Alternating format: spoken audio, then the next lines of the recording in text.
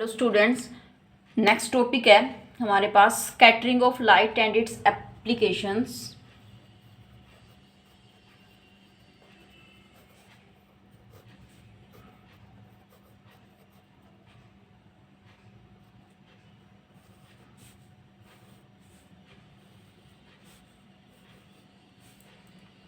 Scattering of light का meaning क्या होता है? स्कैटरिंग मीन्स एक टाइप से फैलना।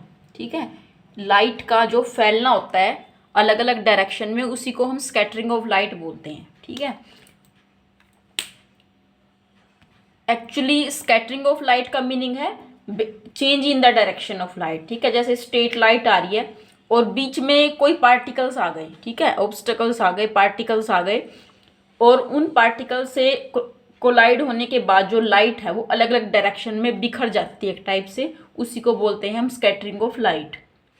इसकी एप्लीकेशंस भी हैं, जैसे एक जो स्काई है वो ब्लू कलर का दिखाई देता है, क्लाउड्स वाइट कलर का, उनको हम एक एक करके डिस्कस करेंगे। उससे पहले what is scattering of light?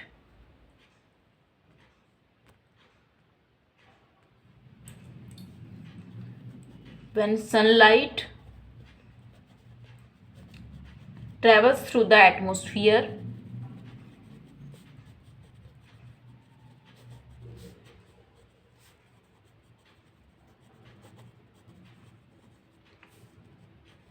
its direction changes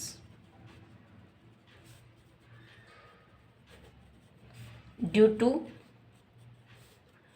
large number of molecules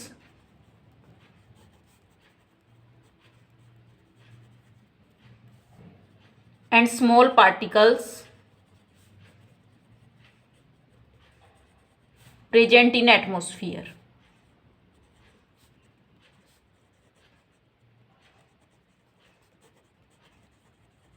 ठीक है, it is called scattering of light. अब जो स्कैटरिंग है उसकी वजह से बहुत सारे फिनोमेना होते हैं। सबसे पहले एक लॉर्ड रेले साइंटिस्ट था, उसने स्टडी किया था स्कैटरिंग ऑफ लाइट के बारे में। लॉर्ड रेले की जो इक्वेशन थी वो ये थी, अकॉर्डिंग टू लॉर्ड रेले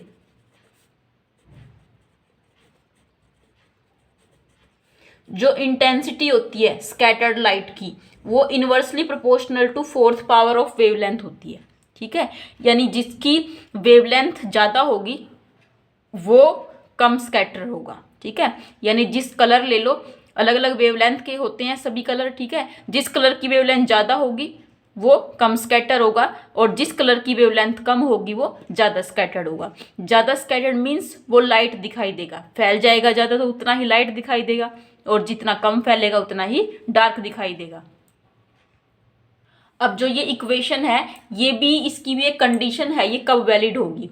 अगर हम जो साइज ऑफ स्कैटरर जो पार्टिकल है, ठीक है, जैसे एटमॉस्फेयर होता है उसमें अलग अलग पार्टिकल होते हैं, एयर के, गैस के, ठीक है, डस्ट के पार्टिकल होते हैं। तो अगर जो पार्टिकल का साइज है, ठीक है, अगर जो पार्टिकल का साइज है वो वेवलेंथ ऑफ लाइट से बहुत ज़्यादा कम है, तो क्या होगा? जो लॉर्ड रेले स्कैटरिंग है वो वैलिड होगा। ठीक है, यानी इंटेंसिटी लैम्डा के प्रोपोर्शनल, इनवर्सली प्रोपोर्शनल होगी। बट अगर साइज ऑफ स्कैटर पार्टिकल जो है लैम्डा से बहुत ज़्यादा है तो क्या होगा? Rayleigh scattering is not valid. For x much greater than lambda, x is size of scatterer particle, then Rayleigh scattering is valid.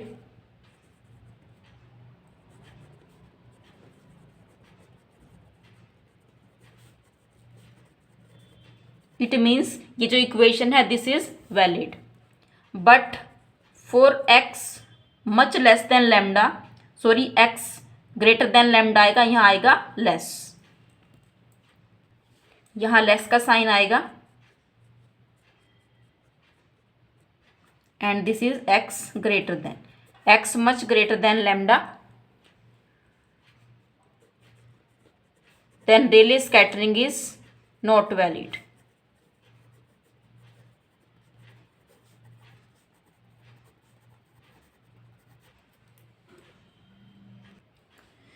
अब कंडीशन एक बार दोबारा देखेंगे। For x much less than lambda Rayleigh scattering is valid, but for x greater than lambda Rayleigh scattering is not valid. अब इसी के base पे हम सबसे पहले करेंगे why the colour of the sky is blue. ये क्वेश्चन भी आता है why the colour of sky is blue, तो इसका आंसर है it is due to scattering of light. Actually होता क्या है, जब सन से जो लाइट है जब एटमॉस्फेयर में ट्रैवल करती है तो बहुत सारे पार्टिकल्स हैं वहाँ पे एटमॉस्फेयर में, ठीक है, बहुत सारे मॉलिक्यूल्स हैं। तो उसमें जो पार्टिकल है उसमें साइज जो है, जो लाइट की वेवलेंथ है, ठीक है, उससे मच क्या है, लेस है, ठीक है। जो size of scatter particles atmosphere में वो वेवलेंथ से बहुत ज़्यादा कम है, तो रेले स्कैटरिंग यहाँ पे वैलिड होगी। रेले स्कैटरिंग वैलिड मीन्स लैम्डा अगर ग्रेटर है तो इंटेंसिटी कम है, ठीक है। अब जो ब्लू कलर होता है, ब्लू कलर की जो वेवलेंथ है वो रेड कलर की वेवलेंथ से कम होगी, ठीक है। ब्लू कलर की वेवलेंथ रेड कलर की वेवलेंथ से हमेशा कम है। अगर वेवलेंथ कम है इट मीन्स वो ज़्यादा स्कैटर्ड होगा, उसकी स्कैटर ज़्यादा होगी, स्कैटरिंग जिसकी ज़्यादा होगी वही कलर दिखाई देगा, ठीक है। तो इट मीन्स हमेशा ब्लू कलर ही दिखाई देता है, रेड नहीं दिखाई देता स्काई का। So we can write it is due to scattering of light,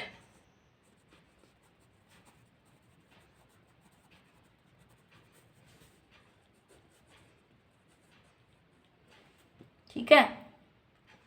तो इसका आंसर आपको इस तरह से लिखना है। अगर 1 मार्क्स में है तो हम सिंपल लिख देंगे स्कैटरिंग, एमसीक्यू में अगर है तो आंसर हमारा होगा स्कैटरिंग। बट अगर ये क्वेश्चन ज़्यादा मार्क्स में है 2 में, तब हमें पूरा लिखना है it is due to scattering of light. Light from the sun when enters in earth atmosphere gets scattered by large number of molecules, ठीक है, molecules present in atmosphere. Here X is much less than lambda, ठीक है। Atmosphere में जो particle है वो उनका size lambda से क्या है, कम है। सो blue colour has shorter wavelength than red and hence blue colour scatters much more. उसके बाद सेकंड एप्लीकेशन जो है वो है white colour of clouds.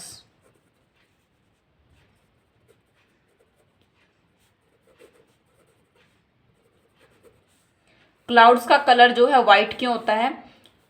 Actually जो क्लाउड्स होते हैं वो स्काई से थोड़ी सी कम हाइट पे होते हैं, ठीक है, थोड़ी सी नीचे होते हैं, लोअर हाइट पे होते हैं। तो जो स्कैटरिंग ऑफ लाइट होती है उसमें जो पार्टिकल्स होंगे वो डस्ट के पार्टिकल्स होते हैं, ठीक है। कम हाइट पे तो डस्ट के पार्टिकल्स भी होते हैं, तो उनका साइज जो है वो क्या होगा, वो वेवलेंथ से लैम्डा से क्या होगा, ग्रेटर हो जाएगा। अब रेले स्कैटरिंग तो यहाँ वैलिड होगी नहीं, रेले स्कैटरिंग वैलिड नहीं होगी, इट मीन्स कोई पर्टिकुलर कलर जो है वो स्कैटर नहीं होगा, सारे कलर इक्वली स्कैटर हो जाएंगे, ठीक है। समझ में आ गई बात? क्या है इसमें, जो क्लाउड्स है वो कम हाइट पे होते हैं और वो जो स्कैटरिंग ऑफ लाइट होती है तो वो लोअर पार्ट्स ऑफ एटमॉस्फेयर से होती है, ठीक है। अब एटमॉस्फेयर में अलग अलग लेयर है, ठीक है। अब ऐसी लेयर से होंगे जहाँ पर डस्ट पार्टिकल्स होते हैं, ठीक है, वाटर ड्रॉपलेट्स होते हैं, आइस ड्रॉपलेट्स होते हैं। तो इसमें size of scatterer x is much greater than lambda, so all colour scatters equally, ठीक है। अब इक्वली सारे कलर स्कैटर होंगे तो कैसे दिखाई देंगे, वाइट दिखाई देंगे, ठीक है।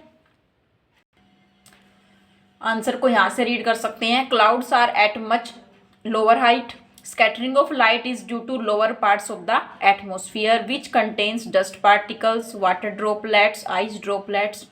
So x is much greater than lambda, ठीक है। जो लाइट की वेवलेंथ है x is much greater than lambda, तो रेले स्कैटरिंग वैलिड नहीं है, ठीक है, कोई पर्टिकुलर कलर स्कैटर नहीं होगा, all colour scatters equally and so clouds appears white. Third application है the sun looks reddish at the time of sunrise and sunset. जब सनराइज होता है तो भी हमें थोड़ा सा जो आसमान में रेडिश कलर दिखाई देता है और सनसेट के टाइम पे वो और ज़्यादा दिखाई देता है।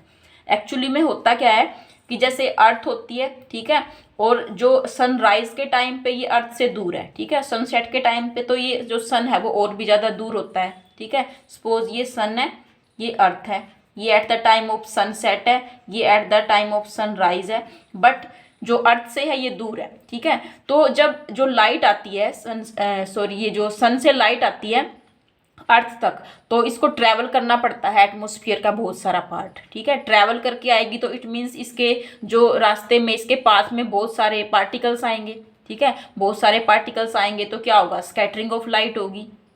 और यहाँ पे रेले स्कैटरिंग वैलिड होगी, ठीक है, रेले स्कैटरिंग वैलिड होगी। बट जो ब्लू कलर की वेवलेंथ है वो रेड कलर की वेवलेंथ से क्या होती है, कम होती है, ठीक है। ब्लू कलर की वेवलेंथ रेड से कम है, lambda b is much less than lambda r. So जो इंटेंसिटी है वो लैम्डा के इन्वर्सली प्रोपोर्शनल है, ठीक है। अब ब्लू कलर की कम वेवलेंथ है तो उसकी जो इंटेंसिटी है वो क्या होगी, स्कैटरिंग क्या है, वो ज़्यादा होगी। ज़्यादा होगी इट मीन्स वो ज़्यादा फैल जाएगा, ज़्यादा बिखर जाएगा। तो वो कलर हमें सिर्फ जो है किसका दिखाई देगा, वो हमें सिर्फ स्काई का ब्लू कलर दिखाई देगा। तो कम स्कैटर कौन सा होगा, इट मीन्स रेड होगा। जो कम स्कैटर होगा वो दूर से दिखाई दे जाएगा। जैसे डेंजर सिग्नल रेड होते हैं, ठीक है, वो दूर से ही दिख जाते हैं क्योंकि रेड कलर कम स्कैटर होता है। तो इस वजह से ही जो ब्लू कलर का इफेक्ट है वो दिखाई नहीं देगा, जो रेड कलर दिखाई देगा हमें हमेशा सनराइज के टाइम पे भी और सन सेट के टाइम पे भी, ठीक है। At the time of sunset and sunrise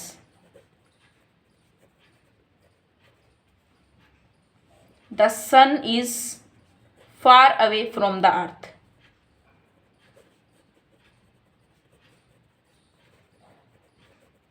ठीक है। सो लाइट ट्रेवल्स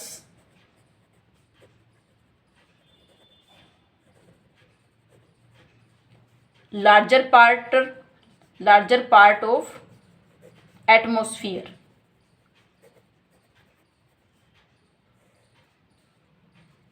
ठीक है।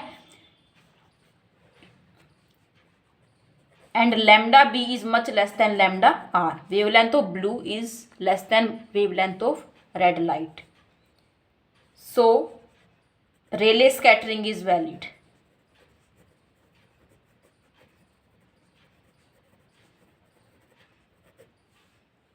Rayleigh scattering valid है, it means intensity is inversely proportional to 4th power of lambda, ठीक है। so blue color scatters more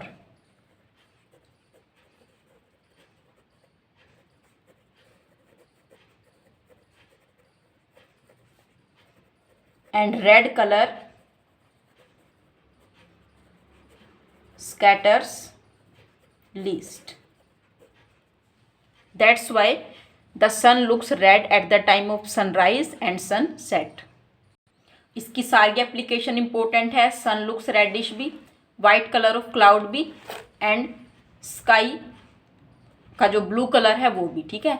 अब एक क्वेश्चन होता है why danger signal are red, तो उसका आंसर भी यही है, ठीक है।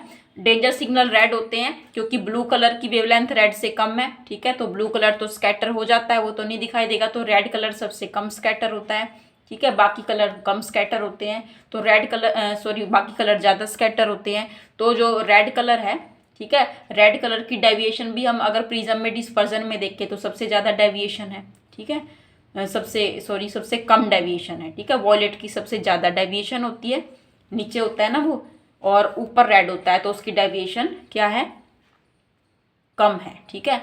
और तो उसकी जो इंटेंसिटी है वो भी क्या हो जाएगी, कम स्कैटरिंग होगी। कम स्कैटरिंग मीन्स हमें वो ज़्यादा दिखाई देगा, that's why danger signals are red. तो इसका आंसर लिखेंगे हम, wavelength of red colour is large,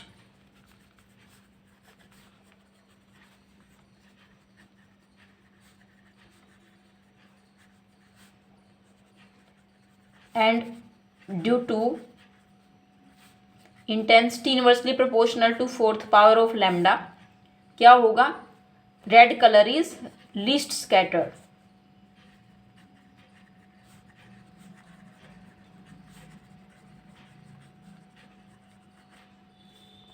and it can be seen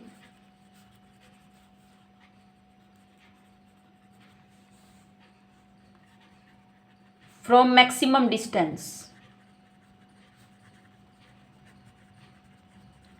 कई बार आपने देखा भी होगा कि कहीं पे कोई जब सामान जा रहा होता है, जैसे सरिया वगैरह जा रहा होता है, कोई नुकीली चीज जो है और हैवी व्हीकल लेके जा रहा हो, तो पीछे एक रेड कलर का कपड़ा वहां पे लटका हुआ होता है। वो रेड कलर का कपड़ा लटकाने का पर्पस भी यही होता है ताकि वो दूर से दिखाई दे जाए पिछले वाले व्हीकल को, ठीक है, और उससे एक्सीडेंट से भी बच जाते हैं। That's why danger signals are red.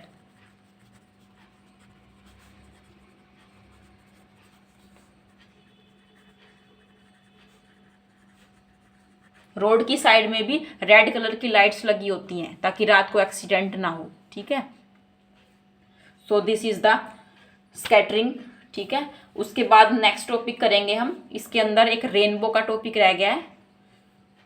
Primary rainbow, secondary rainbow क्या होती है उसको हम डिस्कस करेंगे।